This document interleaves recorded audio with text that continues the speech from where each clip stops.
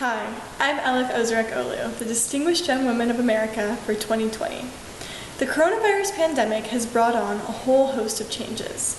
Ordering groceries online, constantly washing your hands, and most notably, the insane amount of quality time you're spending with your couch.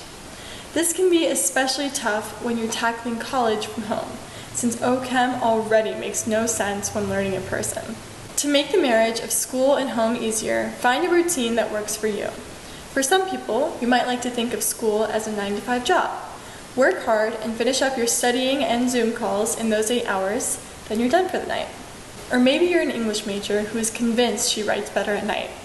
Adjust accordingly and make sure you're getting plenty of sleep and downtime. And speaking of downtime, don't be too hard on yourself. You aren't getting those crucial 15 minutes to walk to class or chat with a friend on the bus, which can really help you unwind and decompress. Build in time to check in with friends or take a mental health break with a walk or meditation. Setting up a consistent workspace can help you focus and get in the right mindset to spend a few hours on your laptop. Whether it's a desk, your dining room table, or even a lap desk on your couch, popping on those blue light glasses and finding a spot to hunker down is key.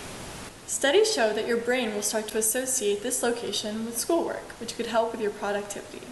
Try to keep your home life and school life separate in this way as much as possible.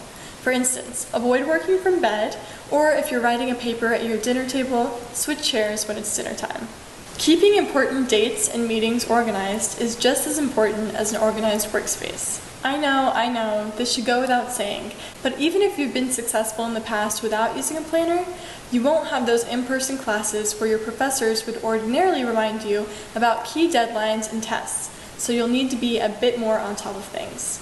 Try out Google or Outlook calendars, or splurge on a nice paper planner. Next, communication. Get to know your professors regardless of whether you can pop into office hours. Set up Zoom meetings at the beginning of the semester to introduce yourself and ask any course or career-related questions. Chances are they miss in-person classes as much as you do and would love to meet their students. Be sure to keep in contact with them throughout the semester and remember that this is most likely their first experience with online learning too. Don't be afraid to reach out if something they're teaching is unclear. Many professors will be understanding and flexible. Communication is also vital when it comes to advisors and project group members. Even if a phone call with someone you don't know well can be uncomfortable, it's often the best way for all parties to come to an understanding.